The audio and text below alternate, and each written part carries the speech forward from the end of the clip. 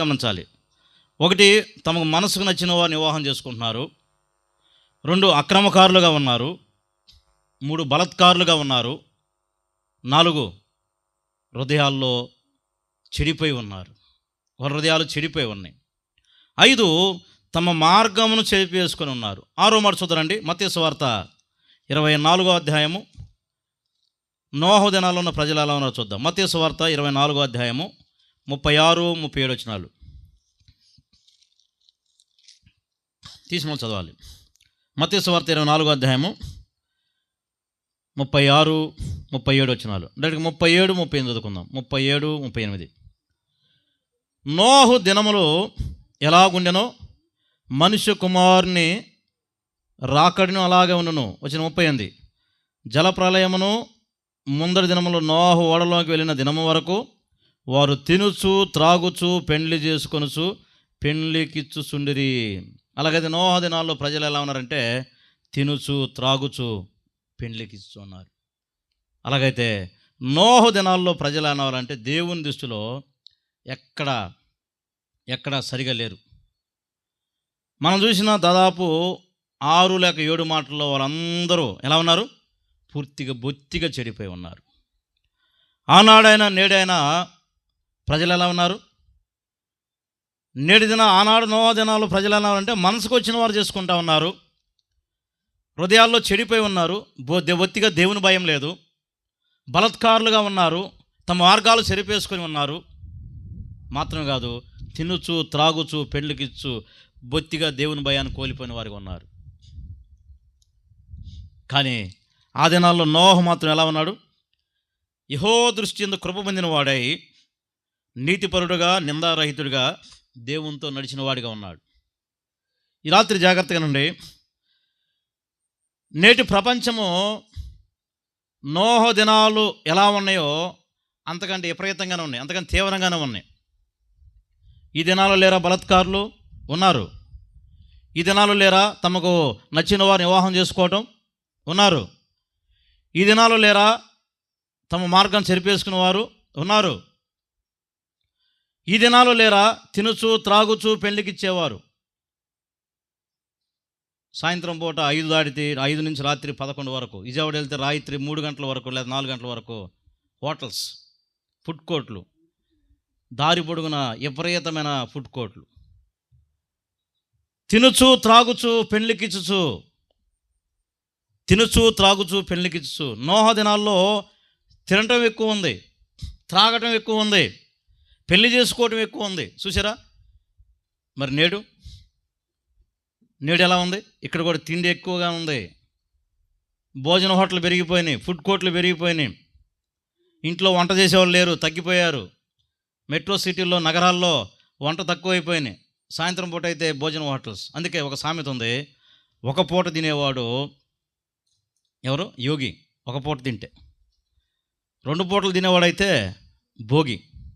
3 పూటలు తినేవాడైతే రోగి. మరి ఇప్పటికి 3 పూటలు కాదు, 5, 7 పూటలు తినేవాళ్ళు కూడా ఉన్నారు.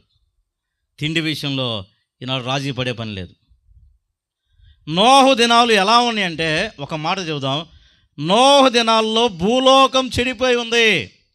అయ్యా వినండి, భూలోకం చెడిపోయి ఉంది. గరిగపాళ్ళు ఉన్న ప్రియమైన స్నేహితులారా, తల్లిదండ్రులారా, పెద్దలారా, ఈ రాత్రి యేసుప్రభు నమ్మపోతే ప్రమాదకరమైన స్థితి ఉంది. నోహు దినాలు చెడిపోయి ఉన్నాయి. ప్రజలందరూ బొత్తిగా చెడిపోయి ఉన్నారు. ఎక్కడ చెడిపోయి ఉన్నారు? 6వ అధ్యాయం చూడండి. 6వ అధ్యాయము వచనము 5. నరుల చెడుతనము భూమి మీద గొప్పదనియు వారి హృదయం యొక్క తలంపుల్లోని ఊహాంతయు ఎల్లప్పుడూ కేవలం చెడ్డదని యెహోవా ఆయన చూశాడు. వచనం 11లో ఏముంది? భూలోకము దేవుని సన్నిధిని చెడిపోయి ఉండెను. వచనం 12లో దేవుడు భూలోకమును చూసినప్పుడు అది చెడిపోయి ఉండెను. అమ్మా వినండి, ఈ రాత్రి జాగ్రత్తగా, భూలోకం చెడిపోయింది. అయ్యా భూలోకం చెడిపోయింది. నోహు దినాలు ఎలా ఉన్నాయో నేటి మనిషి కుమారు దినాలు అలా ఉన్నాయి. ప్రభు రాబోతా ఉన్నాడు. ఇప్పటికి హృదయాలు మార్చబడబోతే, ఇంకా పాప క్షమాపణ పొందబోతే, ప్రభువుని నమ్మకపోతే ప్రమాదం ఉంది. నోహు దినాల్లో వాళ్ళకి వచ్చిన ప్రమాదం ఏంటి? దేవుడు నోవాహును పంపించాడు. అయ్యా నోవాహును వెళ్ళు, ఈ తరంలో నీవే నీతిమంతుడు, నా ఎదుట నీవే కృప పొందినవాడు, నువ్వే నాతో నడిచినవాడు. అదిగో దేవుని సందిన ఈ ప్రపంచం అంతా చెడిపోయి ఉంది, నీ చుట్టూ ఉన్న ప్రజలందరూ చెడిపోయి ఉన్నారు, నా మీద తిరుగుబాటు చేస్తూ ఉన్నారు, నన్ను ఎవరు నమ్మట్లేదని సువార్త కొరకే పంపించాడు. ఒక పక్క ఓడ తయారు చేస్తూ ఉన్నాడు నోవాహు, ఒక పక్క వెళ్ళి సువార్త చెప్తా ఉన్నాడు. దాదాపు 120 సంవత్సరాలు సువార్త ప్రకటించగా ఒక్కరు కూడా ప్రభువుని నమ్ముకోవాలి. దేవుడు చెప్పినట్టుగా జలప్రలయం వచ్చింది. ప్రచండమైన జలప్రలయంతో ఏం జరిగింది? అందరూ అందులోనే మునిగిపోయారు, చనిపోయారు. చూసారా, గొప్ప ప్రమాదానికి గురయ్యే ప్రాణాలు కోల్పోయారు. ఈ రాత్రి వినండి, దేవుని సువార్తకు నమ్మకపోతే, ప్రభుని అంగీకరించకపోతే ప్రమాదం ఉందండి. భూలోకం చెడిపోయి ఉంది, అయా భూలోకం చెడిపోయి ఉంది. అందుకే బైబిల్ గ్రంథం సెలవిస్తూ ఉంది, ఈ చెడిపోయిన భూలోకానికి బైబిల్ గ్రంథం ఒక పేరు పెట్టింది, అదే పాపము. మానవుడు ఎక్కడ చెడిపోయాడు? వచనం 5లో చూడండి, వారి హృదయం యొక్క తలంపుల్లోని ఊహాంతయు ఎల్లప్పుడు, అప్పుడప్పుడు కాదండి, ఎల్లప్పుడు కేవలం చెడ్డది. మానవుడు ఎక్కడ చెడిపోయాడు అంటే హృదయంలో చెడిపోయాడు. దేవుడు భూలోకాన్ని చూసినప్పుడు అది చెడిపోయి ఉండను, మానవ హృదయం చెడిపోయిందండి. యిర్మీయా గ్రంథం 17వ అధ్యాయం వచనం 9 చదవండి. యిర్మీయా గ్రంథం 17వ అధ్యాయం వచనం 9. హృదయము అన్నిటికంటే మోసకరమైంది, అది ఘోరమైన వ్యాధి గలది. ఈనాడు మోసం లేని స్థలం ఎక్కడుంది? వ్యాపారాల్లో మోసం ఉంది, కుటుంబాల్లో మోసం ఉంది, సంఘాల్లో మోసం ఉంది, సంస్థల్లో మోసం ఉంది. మోసం లేని స్థలం అంటూ లేదు. నీతోనే మంచిగా ఉంటాడు, నీతోనే ప్రయాణిస్తాడు, నీతోనే ఎక్కువ డబ్బు ఖర్చు పెట్టిస్తాడు, చివరి కనబడకుండా వెళ్ళిపోతాడు. ఎంతమంది మోసం చేయలేదు? బంగారం విషయంలో, ఆస్తుల విషయంలో, పొలాల విషయాల్లో ఎంతోమంది మోసపోయారు. చివరికి అంతా మోసపోయిన తర్వాత నేను బాగా నమ్మానండి, ఇంత మోసం చేస్తానని అనుకోలేదంటారు. ఇది అంతా అయిపోయిన తర్వాత ఈనాడు ఒకరు మోసం చేసుకోవటం ఉంది, మంచిదే. మానవులందరూ దేవుణ్ణి మోసం చేస్తున్నారు. పాప క్షమాపణ పొందకుండా, హృదయం మార్చబడకుండా, హృదయంలోనే పాపం ఉంచుకొని దేవుని మోసం చేస్తూ ఉన్నారు. ఎంత ప్రమాదం! అలాగైతే హృదయము చెడిపోయిందండి. హృదయం అన్నిటికంటే మోసకరమైంది, అది ఘోరమైన వ్యాధి గలది. మానవ హృదయంలో పాపం గూడు కట్టుకొని ఉంది. ఈనాటికి అన్నిటికీ మందులు ఉన్నాయి, పాపానికి మందు లేదండి. ఎక్కడుంది హృదయంలో ఉన్న పాపం అంటే ఏంటి? మార్క్స్ వార్త 7వ అధ్యాయము 21 నుండి చదువుకుందాం. మార్క్స్ వార్త 7వ అధ్యాయము వచనం 21 నుండి. మార్క్స్ వార్త 7వ అధ్యాయము త్వరగా. లోపల నుండి అనగా మనుషుల హృదయంలో నుండి దురాలోచనలు, జారత్వములను, దొంగతనములను, నరహత్యలను, వ్యభిచారములను, లోభములను, చెడుతనములను, కృత్రిమమును, కామ వికారమును, మత్సరమును, దేవదూషణయు, అహంభావమును, అవివేకం వచ్చును. 23 వచ్చును.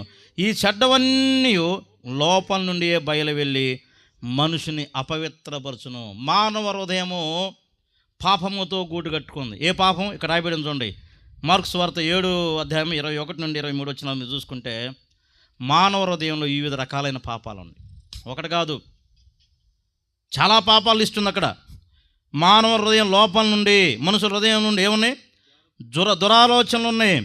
మానవ హృదయం దగ్గర జరత్వం ఉంది, దొంగతనం ఉంది, నరహత్య ఉంది, వ్యభిచారం ఉంది, లోభం ఉంది, చెడుతనం ఉంది, కృత్రిమం ఉంది, కామ వికారం ఉంది, మత్సరము, చెడ్డకళ్ళు, అసూయ, దేవదోషణ, అహంభావం, అవివేకము.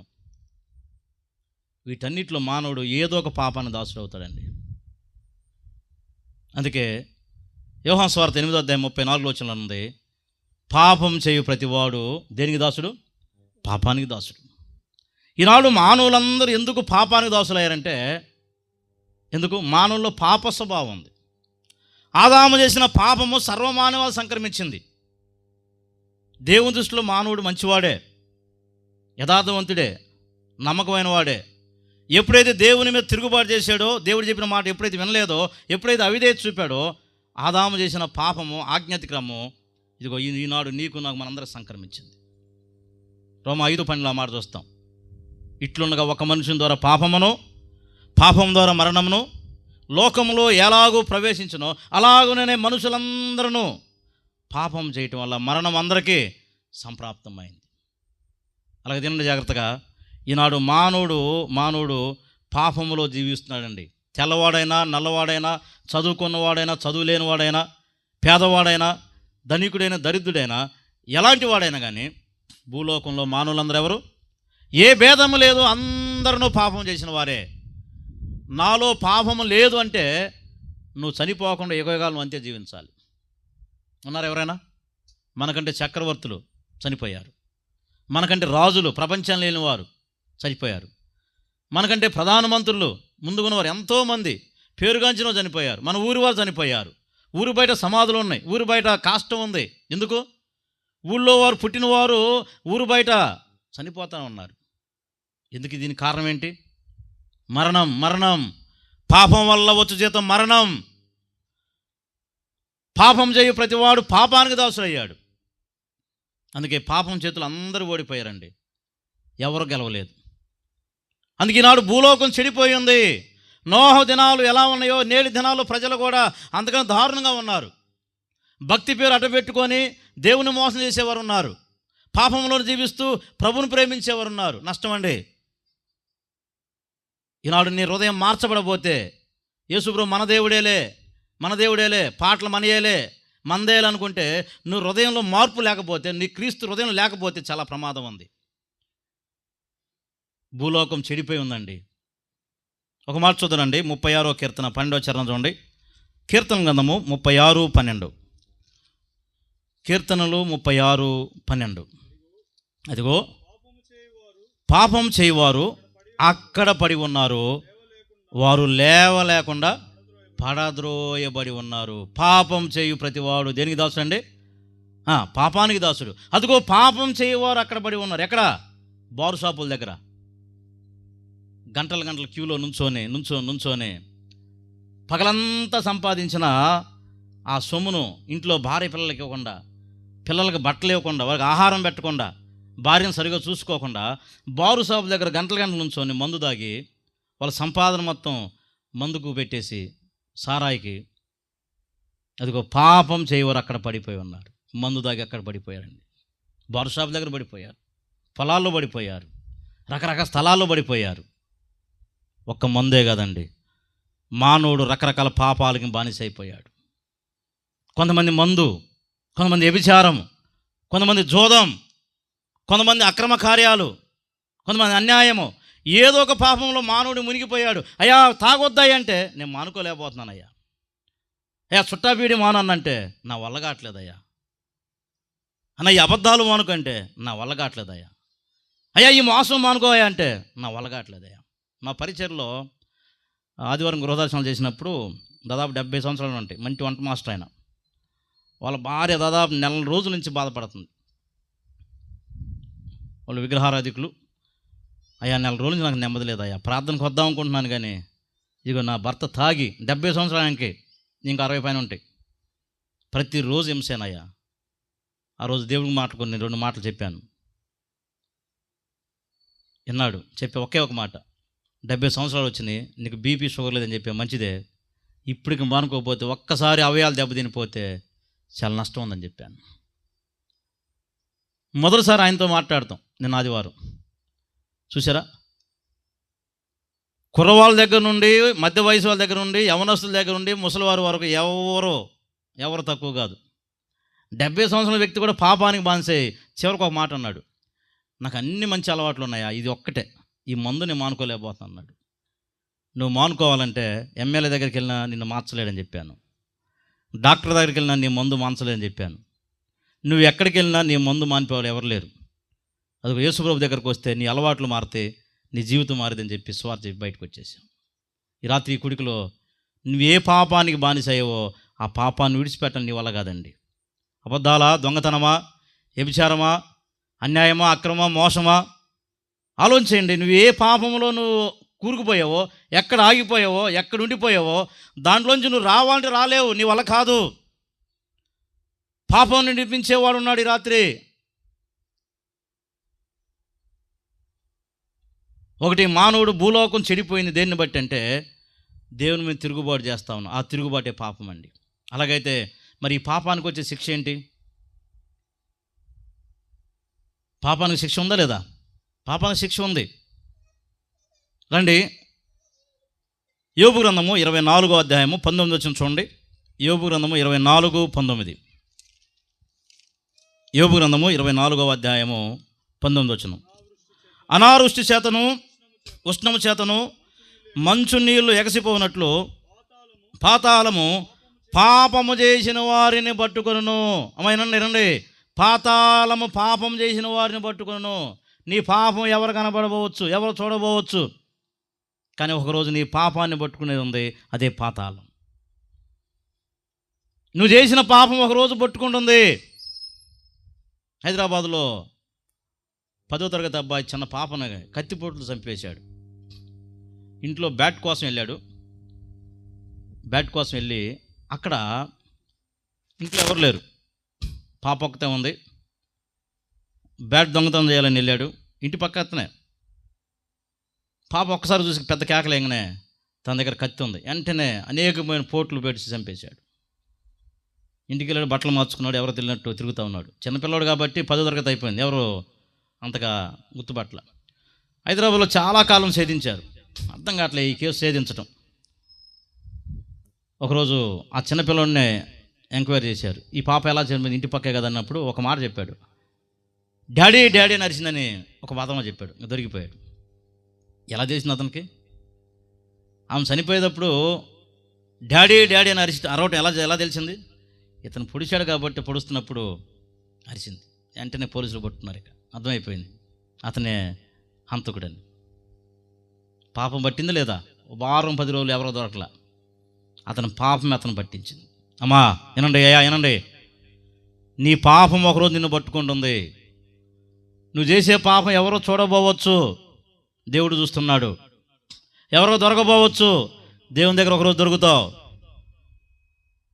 లేదు నీ ప్రాణం పోతే ఒకసారి దేవుని మీద నిలబడ్డప్పుడు నీకు తీర్పు ఇచ్చి అగ్నిగుండాన్ని పంపిస్తాడు. అలాగైతే పాతాళం ఎవరిని పట్టుకుంటుంది? పాపం చేసిన వారిని పట్టుకుంటుంది. ఎలా ఉంటుంది మరి ఈ పాతాళం? ఎవరైనా చూసారా? ఎలా ఉంటుంది పాతాళం? ఎక్కడుంది?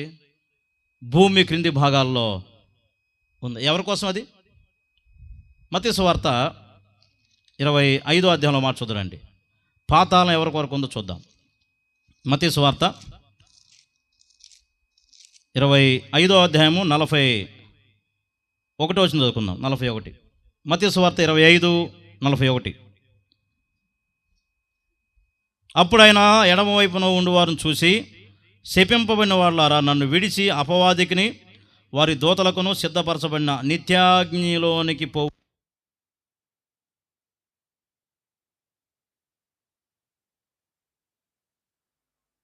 అపవాదికిని వాని దూతలకు. ఎవరికైనా పాతాళం అగ్నిగుణం ఎవరికి? అపవాదికి వాని దూతలకు. మానవునికి లేదు అక్కడ, చూడండి మనిషి పేరు లేదు అక్కడ, జాగ్రత్త వైపు చూడండి. పాతాళం ఎవరి కొరకంటే అదిగో పరలోకం దేవుని దగ్గర ఎవరైతే దేవతలు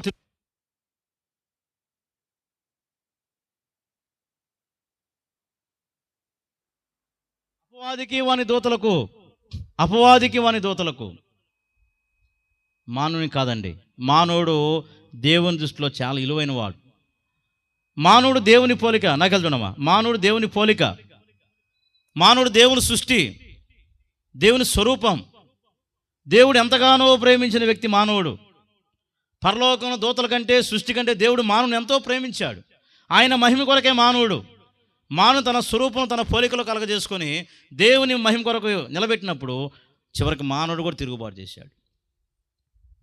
మానవుడు కూడా పడిపోయాడు. చివరికి అపవాది వాని దూతలు మాత్రమే కాదు, రోమా 6:27 ప్రకారము పాపం వల్ల వచ్చు జీతము మరణము. అలాగైతే పాపం చేసిన మానవుడు కూడా ఏముంది? జీతం ఉంది. మానవుడు పాపములో పుట్టి పాపములో పెరిగి చివరికి పాపములో చనిపోతే ఎక్కడికి వెళ్తాడు? దేవుడు లేని స్థలానికి, అగ్నిగుండానికి వెళ్ళిపోతాడు. అది ప్రమాదకరమైన స్థలం. అది ఒకే ఊరిలో ఇద్దరు పుట్టారు, వాళ్ళది ఒకే ఊరు. ఒక వ్యక్తి ధనవంతుడు, రెండో వ్యక్తి పేరు రాయబడి ఉంది లాజరు. ఎందుకు లాజరు పేరు రాయబడి ఉంది? లాజరు ప్రభువైన యేసుక్రీస్తుని విశ్వాసం ఉంచాడు కాబట్టి అతని పేరు జీవగ్రంథమందు రాయబడి ఉంది. అందుకే యేసు ప్రభువుని నమ్మిన వారి పేరు జీవగ్రంథంలో ఉంటుందండి. ఈ రాత్రి నీ పేరు జీవగ్రంథం లేకపోతే నీ స్థితి అగ్నిగుండం అండి. ఒకే ఊర్లో పుట్టిన వారే. ధనవంతుడు తన జీవిత కాలంలో బహుగా సుఖపడ్డాడు. తనకున్న డబ్బును బట్టి, తనకున్న స్నేహితులను బట్టి, తనకున్న అందాన్ని బట్టి, తనకున్న ఆ ఆరోగ్యాన్ని బట్టి ఆ ఊరిలో చాలా హుందాగా బ్రతికాడు. ధనవంతుని స్నేహితులు అధికంగా ఉంటారు, తక్కువ మంది కాదు. లూకాసు వార్త 16వ అధ్యాయంలో రండి చూద్దాం. రండి, అందరూ దిక్కులు చూడొద్దు, దేవుని వాక్యం చక్కగా చూడండి. లూకాసు వార్త 16వ అధ్యాయము 19వ వచనం. లూకాసు వార్త 16:19. ధనవంతుడు ఒకడుండెను, అతడు ఊదారంగు బట్టలను సన్నపు నార వస్త్రము ధరించుకొని ప్రతి దినము బహుగా సుఖపడుచుండేవాడు. ఒకరోజు కాదండి, ప్రతి దినము ఎలానో వాటర్ లేదేమో, వేసుకుని బట్టలు లేదేమో, డబ్బు విస్తారంగా ప్రతిరోజు జులాయిగా ఖర్చు పెడతా ఉన్నాడు. ప్రతి దినము సుఖపడుచున్నాడు. అదే ఊర్లో ఎవరున్నారు చూడండి, వచ్చిన 20. లాజరు అని ఒక దరిద్రుడు ఉండెను, వాడు కురుపులతో నిండినవాడై ధనవంతుని ఇంటి వాకిట పడి ఉండి అతని బల్ల మీద నుండి పడు రొట్టె ముక్కలతో ఆకలి తీర్చుకొని కోరెను. ఆ ఊరిలో పుట్టిన వారు ఇద్దరు ఉన్నారు, ధనవంతుడు ఉన్నాడు, లాజరు ఉన్నాడు. లాజరు యేసుప్రభువు నమ్మిన కారణాన్ని బట్టి అతని పేరు జీవగ్రంథం రాయబడి ఉంది. అయితే ఇతను దరిద్రుడు లాజరు. అనారోగ్యం ఉంది, ఆరోగ్యం సరిగా లేదు, కురుపులు ఉన్నాయి, ఆహారం లేదు, వస్త్రాలు సరిగా లేవు. ధనవంతుడు ఏదైతే తిన్నాడో తన ఆహారం, మిగిలిన ఆహారం గేటు బాగి విసిరేగా ఆ చెత్తకుండి దగ్గర కాసుకొని కూర్చొని ఆహారం తినేవాడు. అతనితో పాటు ఏమున్నాయి, అతనితో పాటు వచ్చినము 21 చూడండి, వచ్చిన 21. అతను బల్ల మీద నుండి పడు రొట్టె ముక్కలతో ఆకలి తీర్చుకొని కోరెను, అంతేగాక కుక్కలు వచ్చి వాని కురుపులు నాకేను. అతనితో పాటు కుక్కలు కూడా ఉన్నాయి. కురుపులు ఎందుకు నాకుతున్నాయి? ఇతను మనిషి కాబట్టి వాటిని కొడుతుంటే వెళ్ళిపోతున్నాయి, ఇక ఆ కురుపులు నాకుతా కూర్చొని అంతేవి.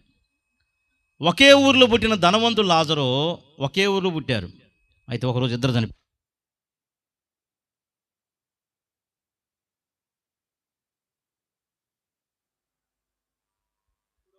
అప్పుడు అతడు పాతాళంలో 22 చదవండి, 22. ఆ దరిద్రుడు చనిపోయి దేవదూత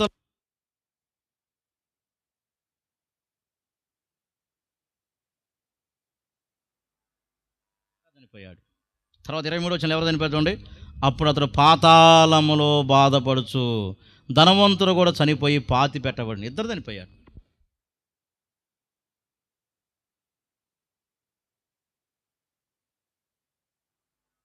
ధనవంతుడు కూడా చనిపోయారు. ఇక ఆ ఊర్లో ఇద్దరు చనిపోయారు.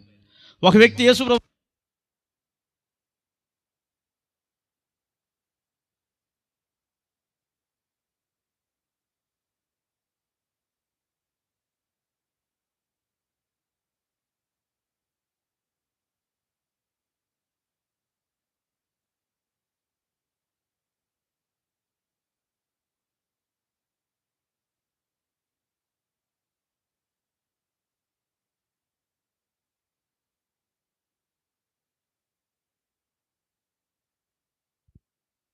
అయ్యో అయ్యో అయ్యో అని కేకలు వేసే స్థలం అది. ధనవంతుడు 23 వచ్చిన ఏమంటున్నాడు, అప్పుడు అతడు పాతాళంలో బాధపడతా ఉన్నాడు. 24లో వచ్చేలకే ఏమంటా ఉన్నాడు, నా నాలుక పిడసగట్టిపోతుంది. అబ్రహమా, అదిగో లాజరు పంపు. ఎందుకు పంపమన్నాడు? అతను నా ఊరి వాడే. ఇదిగో నేను తిన్న ఆహారాన్ని, మిగిలిన ఆహారం అతను తిన్నాడు. అదిగో లాజరు పంపి నాకు మంచిని లేనిమన్నప్పుడు అబ్రహం ఒకటే అన్నాడు, నీకును అతనికి మధ్య మహా అగాధం ఉంది, అతను రాలేను అన్నాడు. నువ్వు ఇటు రాలేవు, అతనికి రాలేను అన్నాడు. అలాగైతే పాపం చేసిన ధనవంతుడు ఎక్కడికి వెళ్ళాడు? పాతాళంకి వెళ్ళిపోయాడండి. ప్రభు నమ్మిన లాజరు ఎక్కడికి వెళ్ళాడు? పరలోకానికి వెళ్ళిపోయాడు. ఇప్పుడు చెప్పండి, అలాగైతే పాతాళము పాపం చేసిన వారిని పట్టుకుంటుంది. ధనవంతుడు పాపాన్ని ఒకరోజు పాతాళం పట్టుకుంది. ఎలా జీవించాడు? వచనము 25 చూడండి, 25. అందుకు అబ్రహాము, కుమారుడా, నీవు నీ జీవిత కాలమందు నీకిష్టమైనట్టు సుఖము అనుభవించితివి. దేవుడు లేడండి ధనవంతుడి హృదయంలో తనకిష్టమైన జీవించాడు. ప్రతిదినం సుఖంగా జీవించాడు, డబ్బు ఖర్చు పెట్టాడు, జులాయి తిరిగాడు, తన కోరికలు నెరవేర్చుకున్నాడు. దేవుడు లేకుండానే అగ్నిగుండానికి వెళ్ళిపోయాడు. ఏమయ్యాడు? అక్కడికి వెళ్ళి బాధపడ్డాడు. నాలుక పిడసగట్టిపోతుంది. అయ్యో ఆయన కేకలు వేస్తూ ఉన్నాడు. అగ్ని ఆరదు, పురుగు చావదు, ఇకగాలు తగలబడే స్థలం ఉండేది అది. ఒక్కసారి అక్కడికి వెళ్తే నిన్ను రక్షించేవారు ఎవరు లేరు. రాత్రి వినండి, ఎవరు దిక్కులు చూడొద్దు. ధనవంతుడు అగ్నిగుండానికి వెళ్ళిపోయాడు. అగ్నిగుండం ఎలా ఉందో చూసి ఒక మాట అన్నాడు చూడండి, ఒక మాట అన్నాడు. 30 వచనం. అతడు తండ్రి అయిన అబ్రహామా, అలాగ అనవద్దు, మృతుల్లో నుండి ఒకడు వారి యొద్దకు వెళ్ళిన ఎల్ల వారు మారు మనసు పొందురని చెప్పాను. నేను పైకి వెళ్తాను, ఇక్కడ పాతాల నుంచి నాకు 5 సహోదరులు ఉన్నారయ్యా, నేను వారికి వెళ్ళి యేసుప్రభు నమ్ముకోమని చెప్పి వస్తానంటే నువ్వు వెళ్ళలేవన్నాడు. ఏనండి, ఒక్కసారి పాపం చేసి పాతాంగి వెళ్ళిపోతే మరి ఎప్పుడు పైకి రాలేడండి. మేఘం విడిపోయి అదృశ్యమగినట్లు పాతాళంకి వెళ్ళినవాడు మరి ఎప్పుడు పైకి రాలేడు. అది ప్రమాదకరమైన స్థలం, అది వేదంతో కొన్ని స్థలం. అది అక్కడ వేదన ఉంది, కేకలు ఉన్నాయి, నిట్టూర్పు ఉంది, అయ్యో అయ్యో అని కేకలు వేయాలి. ఈ రాత్రి నీ స్థితి ఏంటి? ఇంకా పాపంలోనే జీవిస్తున్నావా? పాపంలోనే కొనసాగుతావా? ప్రభు హృదయంలో లేకపోతే, ప్రభుని చేర్చుకోకపోతే ఇదే మిక్కిలి అనుకున్న సమయం అండి. భూలోకం చెడిపోయి ఉందండి. భూలోకం చెడిపోయి ఉంది, అక్రమం అన్యాయం ఉంది. భూలోకంలో ప్రతి మానవుడు మోసంతో జీవిస్తూ ఉన్నాడు. ఈ రాత్రి నీ స్థితి ఏంటి? ప్రభు నిన్ను పిలుస్తూ ఉన్నాడు, నీ హృదయాన్ని చూస్తూ ఉన్నాడు. హృదయ అంతరాలను ఎరిగిన వాడు. ఈ చెడిపోయిన భూలోకాన్ని దేవుడు ప్రేమించాడండి. ప్రేమించి ఏం చేశాడు? యోహాను సువార్త 3:16 చూడండి. యోహాను సువార్త 3:16. దేవుడు లోకమును ఎంతో ప్రేమించను కాగా ఆయన తన అద్వితీయ కుమారునిగా పుట్టిన వాని యందు విశ్వాసముంచు ప్రతివాడు నశింపక నిత్య జీవం పొందినట్లు ఆయనను అనుగ్రహించను. పరలోకంలో నిత్యము ఉన్న దేవుడు, పరలోకంలో మార్పు లేని దేవుడు, పరలోకంలో అత్యున్నత సింహాసనం మీద ఉన్నవాడు, అనువాడైన వర్తమాన భూత భవిష్యత్తు కాలం ఉన్నవాడు ఆయనే ప్రభు అయిన యేసుక్రీస్తుగా ఈ లోకానికి దిగి వచ్చాడండి. నిన్ను ప్రేమించి దిగి వచ్చాడు. నిన్ను ప్రేమించి పరలోకం భూలోకానికి వచ్చాడు. పరలోకం నుండి భూలోకం రాకముందు పరలోకంలో ఎలా ఉన్నాడు? ఆయన అత్యున్నత సింహాసనం మీద ఉన్నాడు. శ్రీమంతుడైన దేవుడు ఆయన, పరిశుద్ధుడైన దేవుడు ఆయన, మార్పులేని దేవుడు ఆయన, పవిత్రుడు, నిర్దోషి, నిష్కల్మషుడు, పాపుల్లో చేరక ప్రత్యేకం ఉన్నవాడు ఆయన. యేసుప్రభు దేవుడు అంటానికి కారణాలు ఏంటి? ఆయన సర్వశక్తిమంతుడు. ఈ ప్రపంచ చరిత్రలో ఏ శక్తి చేయలేనటువంటి గొప్ప గొప్ప కార్యాలు ఆయన చేయగలడు. అందుకని ఎవరు? సర్వశక్తిమంతుడు. యేసుప్రభు దేవుడు అంటానికి మరో కారణం ఏంటి? ఆయన సర్వవ్యాపి. నువ్వు ఎక్కడ ఉన్నా, ఏ స్థలం ఉన్నా, యేసయ్యా నన్ను రక్షించంటే అక్కడ ఉంటాడు ఆయన. సర్వవ్యాపి, ఒక స్థలానికి పరిమితమైనవాడు కాదు ఆయన. మాత్రమే కాదు, యేసుప్రభు దేవుడు అంటానికి కారణం ఏంటంటే ఆయన సర్వాధికారి అయిన దేవుడు. రోగాల మీద ఆయనకు అధికారం ఉంది, దెయ్యాల మీద ఆయనకు అధికారం ఉంది, మరణం మీద ఆయనకు అధికారం ఉంది, పాపం మీద ఆయన అధికారం ఉంది, పరలోకంలో అధికారం ఉంది, భూమి మీద అధికారం ఉంది, భూమి క్రింది భాగం మీద అధికారం ఉంది, దేవదూతల మీద, మానవుల మీద, సర్వం మీద ఆయన అధికారం ఉంది, సృష్టి మీద. ఆయనకు అధికారం అంటే లేని స్థలం లేదు, అన్నిటి మీద అధికారం ఉందండి. కాబట్టి యేసుప్రభు దేవుడు అనడానికి చాలా కారణాలు, ఈ 3 ప్రధాన కారణాలు. ఆయన ఎవరు? సర్వశక్తిమంతుడు, ఆయన సర్వవ్యాపి, సర్వాధికారి దేవుడు. ఇంత గొప్ప దేవుడు అమ్మా నిన్ను ప్రేమించాడు. అయ్యా నిన్ను ప్రేమించాడు. నీ హృదయాన్ని చూశాడు. చెడిపోయిన నీ హృదయాన్ని బాగు చేయటానికి అదిగో పరలోకాన్ని విడిచిపెట్టాడు. భూలోకానికి మన రక్త మాంసంలో పాలివాడిగా ఆయన దేవుడే ఉండి, ఆయన దేవుడు స్వరూపం కలిగిన వాడే ఉండి మానవ స్వరూపిగా వచ్చాడు.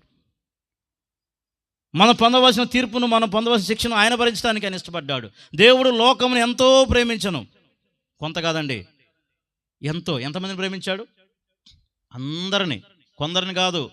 చాలామంది అనుకుంటున్నారు యేసు ప్రభు అనగానే ఈయన ఒక కులానికో, ఒక మతానికో, ఒక దేశానికో దేవుడు అనుకుంటున్నారు. ఏనండి, ఆయన దేశ దేవుడు కాదు, ఆయన మత దేవుడు కాదు, ఆయన కుల దేవుడు కాదు. యేసుక్రీస్తు ఆయన అందరికీ ప్రభు, కొందరికి కాదండి. సూర్యుడు అందరికి ఎలాగో, చంద్రుడికి అందరికి ఎలాగో, నక్షత్రం అందరికి ఎలాగో, వర్షం అందరికి ఎలాగో, గాలి అందరికి ఎలాగో, నీరు అందరికి ఎలాగో, ఆహారం అందరికి ఎలాగో, వస్త్రాలు అందరికి ఎలాగో, యేసుక్రీస్తు ఆయన అందరికీ ప్రభు అండి. కొందరికి కాదు. కొందరికైనా అపోహ ఉంటే నష్టమే. ఆయన మంచివారి మీద వర్షం కురిపిస్తున్నాడు, చెడ్డవారి మీద వర్షం కురిపిస్తున్నాడు. ఆయన అందరిని ప్రేమించాడు. ఈ రాత్రి మేము సిలువేబడిన క్రీస్తుని ప్రకటిస్తున్నామండి. ఇంకా ప్రభు నమ్మకపోతే ఇదే మిక్కిలి అనుకూలమైన సమయం. ఈ రాత్రి నీ పాపం కొరకై పరలోకంలో దేవుడు భూలోకానికి మానవుడిగా దిగి వచ్చాడు. ఏమి లేనివాడికి ఈ లోకంలో జన్మించాడు. హెబ్రీ పత్రిక 2:9 చదవండి. హెబ్రీ పత్రిక 2:9. అపోస్తలుడైన పౌలు హెబ్రీ రాసిన పత్రిక, హెబ్రీ పత్రిక 2:9. కాబట్టి దేవుని కృప వలన ఆయన ప్రతి మనుషుని కొరకు మరణము అనుభవించాడు. అమ్మాయనండి, అయ్యానండి, ఆయన ప్రతి మనుషుని కొరకు. ఆయన అంటే ప్రభు అయిన యేసుక్రీస్తు. నీ పాపం కొరకై ఆయన మరణం అనిపించాడండి. నువ్వు పొందవలసిన శిక్ష కొరకు ఆయన తీర్పు భరించాడు. ఆయన ప్రతి మనుషుని కొరకు మరణం అనిపించాడు. ఏ మరణం అది? ఫిలిప్పీ పత్రిక 2:8 చదవండి. ఫిలిప్పీ రాసిన పత్రిక 2వ అధ్యాయము 8వ వచనం. ఫిలిప్పీ రాసిన పత్రిక 2వ అధ్యాయము వచనం 8. మరియు ఆయన ఆకారమందు మనుషుడిగా కనబడి మరణము పొందినంతగా, అనగా శిలువ మరణము. ఆయన పొందిన మరణం ఏందో తెలుసా? శిలువ మరణం. అయ్యానండి, నీ పాపం కొరకై యేసుక్రీస్తు ప్రభువారు పొందిన మరణం అది శిలువ మరణం. సామాన్య మరణం కాదు. ఇది యాక్సిడెంట్లో ఆయన చనిపోలేదు, కత్తులతో పొడవగా చనిపోలేదు. ఆయన ఎలా చనిపోయాడు? అదిగో యెరూషలేము వీధుల్లో ప్రపంచం అంతా ఆనాడు ఆ లోకమంతా చూస్తుండగా, చుట్టుపక్కల ప్రాంత ప్రజలు చూస్తుండగా, ప్రపంచానికి నడిబొడ్డున యెరూషలేము వీధులు ఏడవబడి నీ పాపం కొరకై ఆయన శిలువ మరణం వేయబడి. ఆనాడు రోమా ప్రభుత్వం వేసే కఠినమైన శిక్షే శిలువ శిక్ష. ఘోర పాపులకు, బందిపోటు దొంగలకు, నేరస్తులకి వేసే శిక్ష శిలువ శిక్ష. వారు నేరం చేసిన వారు కాబట్టి వారి పాపము భూమి మీద అంటకూడదని ఆకాశానికి భూమికి మధ్యలో వేలాడదీస్తారు. శిలువ మీద ఉంచి ఆకలి దాహం అయ్యి వాళ్ళు చనిపోతారు. కాళ్ళు విరగొట్టి వాళ్ళు చంపివేస్తారు రోమా సైనికులు. కానీ యేసు ప్రభు వారు ఏ నేరం లేదు ఆయనలో ఏ పాపం లేదు. పాపం నీది, దోషం నీది, అక్రమం నీది, అన్యాయం నీది, చెడిపోయిన హృదయం నీది. నిన్ను బాగు చేయడానికే నిన్ను పుట్టించిన దేవుడు, నిన్ను పోషిస్తున్న దేవుడు పరలోకం విడిచిపెట్టి భూలోకం దిగివచ్చి నీ శిక్షను, నీ తీర్పును అన్యాయంగా ఆయనే భరించి తను తాను తగ్గించుకొని, అదిగో ఆ రాత్రి ప్రేతోరమైన అధికార మందిరంలోకి తీసుకెళ్లారు ప్రభుని. 2 చేతులు ఇలా కట్టివేసి పడుకోబెట్టి ఈపు మీద ఒక్కొక్క కొరడా దెబ్బ కొడుతున్నప్పుడు ఆయన ఈపంత నాగలు చాలా వలె దున్నపడింది. ఒక్కొక్క కొరడా దెబ్బకు ఆయన ఈపు మీద మాంసం ముద్ద వలె చర్మం లేచి వస్తూ ఉంది. రక్తము పారుతూ ఉందండి. 39 కొరడా దెబ్బలు. ఒక కొరడా దెబ్బ కాదు, 39. చిన్న కరపుల దెబ్బ మన ఈపు మీద పడితే, చిన్న అరిచే దెబ్బ ఈపు మీద పడితే కేకలు వేస్తామే. నీ పాపం కొరకై 39 కొరడా దెబ్బలు యేసు ప్రభువారు భరించాడు. ఎంత ఓర్చుకున్నాడు. మాత్రమే కాదు, తలపై ముళ్ళ కిరీటం పెట్టి ఆ ఒత్తుతూ ఉన్నప్పుడు రక్తము కారిపోతూ ఉంది. ఆ లోపల ఒక్కొక్క మేకు దిగుతున్నప్పుడు ఎంతగా ఓర్చుకున్నాడు. ఆ రక్తము కారుతూ కళ్ళలో కారుతున్నప్పుడు తుడుచుకోవటం కూడా చేతులు రాలేదు. చెమట మన కంటిలో పడితేనే చాలా బాధపడతాం, అవునా కదా? చెమట మన కంటిలో పడితేనే అది ఉప్పగా ఉండి చాలా మంటగా ఉండి బాధపడతాం. ఆ రక్తము నీరు కళ్ళలో పడినప్పుడు ఆయన ఎంత బాధపడ్డాడు.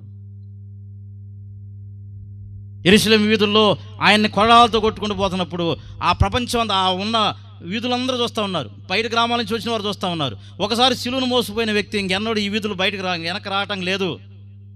శిలువను మోసుకుంటూ మోయలేని మోయ శిలువను ఆ యెరూషలేము వీధుల్లో మోసుకుంటూ పోయి కలువరిగిరి కొండ పైన 3 మేకుల మధ్య ఆయన బంధించబడ్డాడు. 3 మేకుల మధ్య వేలాడదీయబడ్డాడు. చేతుల్లో చెల్ల కొట్టాడండి. ఓర్చుకున్నాడు నీ పాపం కొరకు. కాళ్ళు 2 కాళ్ళు ఒక చోట పెట్టి బలమైన మేకు కొడుతుండగా రక్తము కారిపోతూ ఉంది. ఒక్కొక్క మేకు ఈ చేతుల్లో కాళ్ళలో దిగుతున్నప్పుడు నరాలు తెగిపోతా ఉంది. ఒక్క నరం తెగితేనే ఆపరేషన్ చేయాలంటే చాలా ఖర్చు అవుతుంది, చాలా రక్తం పోద్ది. మరి చూసారా, ప్రభువు ఆయన నరాలు తెగిపోతా ఉంది. భరించలేని బాధ, భరించలేని వేదన. శిలువలో 3 మేకుల మధ్య వేలాడదీశారు. ఉదయం 9 గంటల నుండి మధ్యాహ్నం 3 గంటల వరకు 3 మేకుల మధ్య 6 గంటలు నీ పాపం కొరకై భరించలేని శిక్ష అనుభవించాడు. చివరికి సమాప్తమైన కేక వేసి చనిపోయాడు. చనిపోయి సమాధి చేయబడి మృత్యుంజడి తిరిగి లేచాడు. చూసారా, మరణము ఆయన ముందు ఓడిపోయింది, పాపం ఆయన ముందు ఓడిపోయింది. అలాగైతే ఈ రాత్రి నుండి అమ్మా, నువ్వు పాపములు ఇంకా కొనసాగితే, ఇంకా ప్రభువుని నమ్మకపోతే, ఇంకా నువ్వు శిక్ష కింద ఉంటే మరి ప్రభువుని నమ్ముతావా? ఇదే మిక్కిలి అనుకూల సమయం. ప్రార్థనకు వస్తున్నావులే, కానుకలు ఇస్తున్నావులే, అన్ని కుడికులకు వస్తున్నావులే, ఇంకా హృదయంలో క్రీస్తు లేకపోతే, చిన్నలైన పెద్దలైనా ఇప్పుడు ప్రభువు నమ్ముకోపోతే ఇదే మిక్కిలి అనుకూల సమయం. మరో రోజు లేదండి. పరీక్షకు వాయిదా వేసుకోవచ్చు, ప్రయాణానికి వాయిదా వేసుకోవచ్చు, పొలానికి వాయిదా వేసుకోవచ్చు, వ్యాపారానికి వాయిదా ఉంది, అన్నిటికీ వాయిదా వేసుకోవచ్చు. కానీ నీ రక్షణకు వాయిదా లేదు. ఇదే మిక్కిలి అనుకూల సమయం. నీ కొరకై కలవరిశిల్లో వేలాడి నిన్ను పిలుస్తున్న ప్రభు ఈ రాత్రి నీ వైపు చూస్తూ ఉన్నాడు. ఆయన సిలువ వైపు ఉంది, ఆయన సిలువ వైపు ఆకర్షిస్తూ ఉన్నాడు. ఈ రాత్రి మీరు మారు మనసు పొందుతారా? పాపక్షమాపణ పొందుతారా? పొందాలంటే ఏం చేయాలి? యోహాను రాసిన మొదటి పత్రిక 1వ అధ్యాయం 9 చూడండి. ఒక వ్యక్తి యేసు ప్రభువుని నమ్ముకోవాలంటే ఏం చేయాలో చూద్దాం.